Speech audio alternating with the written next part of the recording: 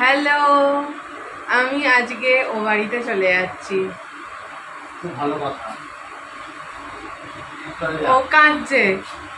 আমি আমি বলছি চলে গেছি, চলে যা, রাস্তা আবার না করলে এক সপ্তাহ পর আসবি, মাও তাই বলছে।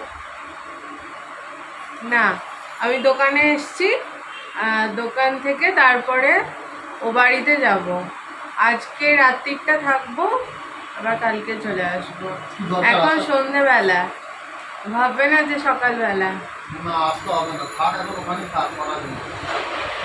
ওখানে লোক দেখতে জ্বালা, এখন এখানে আসতে হবে না। ওখানে লোক দেখতে জ্বালিয়েছে এত বছর। আর জ্বালা না, ওখানে থাক। আজকে এত গরম, এত গরম, উফ, ওখানে থাক। কিচ্ছু বলার নেই। আর আজকে হয়েছিল মাটন, ভালো হয়েছিল মাটনটা। ও এনেছেও ভালো, আর শাশুড়ি ভালো করে রান্নাও করেছে। মাটনটা ভালো হয়েছে। দুপুরবেলা মাটন দিয়ে ভাত খেয়ে, চাটনি খেয়ে ঘুমোচ্ছিলাম। ঘুম থেকে উঠে দেন একটুখানি বেরোলাম, কয়েকটা জিনিসপত্র কেনার ছিল, সেগুলো কিনে টিনে নিয়ে এই দোকানে এলাম। এবার দোকান থেকে ও বাড়ি চলে যাবো। আর আসবো না, এক সপ্তাহ পর আসবো। চুপকার। মাকে বলেছি যে চুল বেঁধে থাকো না কেন, বলছে কি তোদের কি খালি চুল বাঁধা করছে। আর আমি এসে দেখো চুলটাকে গুটিয়ে নিয়েছি, গরম লাগছে। হাই গাইস, আজকে মানা থাকবে।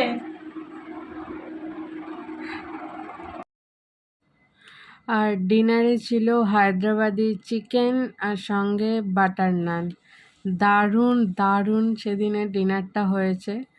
মায়ের তো ভীষণ ভালো লেগেছে। এই যে বাটার নান আর সঙ্গে হচ্ছে হায়দ্রাবাদি চিকেন আর সালাড। আর এটা আমার, এটা মায়ের। বাপি যেহেতু তখন আসেনি, তাই বাপি তো পরে খাবে, অনেকটা রাত্রির করে বাপি খায়। আমি আর মা একসাথে ডিনারে বসে পড়েছিলাম। আর এই যে মা খাচ্ছে। মা বলছে কি অনেকক্ষণ হয়ে গেছে বলে বাটার নানটা একটু শক্ত হয়েছে, মানে হয়ে গিয়েছিল, আর পাখার তলায় ছিল। বলছে দারুণ হয়েছে। এখন 12টা 15, নিশিরাত বাঁকা চাঁদে আমার বাপি আমার জন্য আইসক্রিম এনেছে। আমার অন্যদিন একটাতেও দেয় রাত্রিবেলা। তখন তো তুমি খাও মা।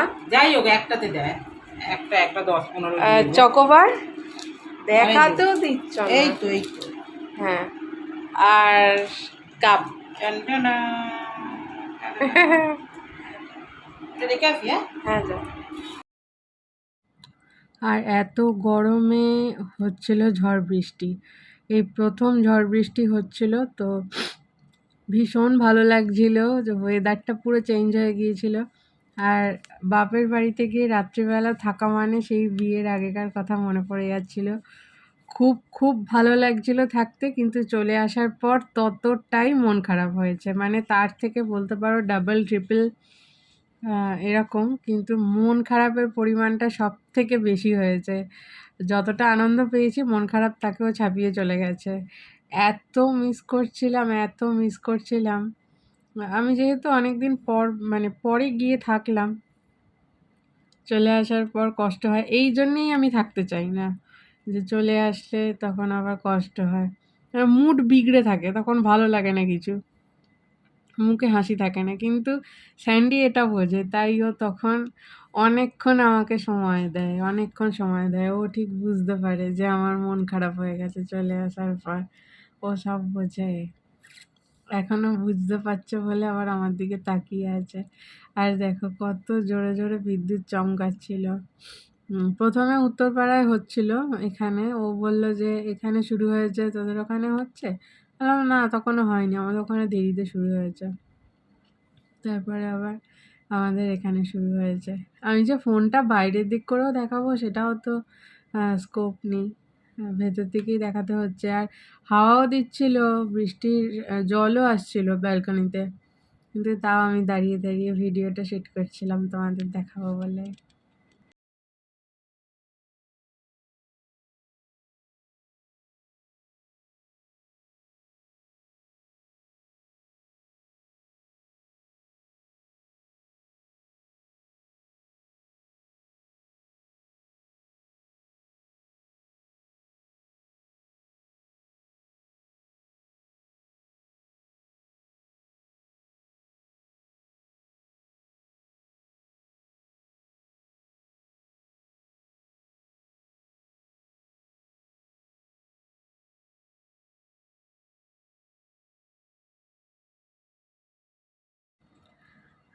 তাহলে চলো ঝড় বৃষ্টি দেখতে দেখতেই ভিডিওটা আজকের মতো এখানেই শেষ করছি।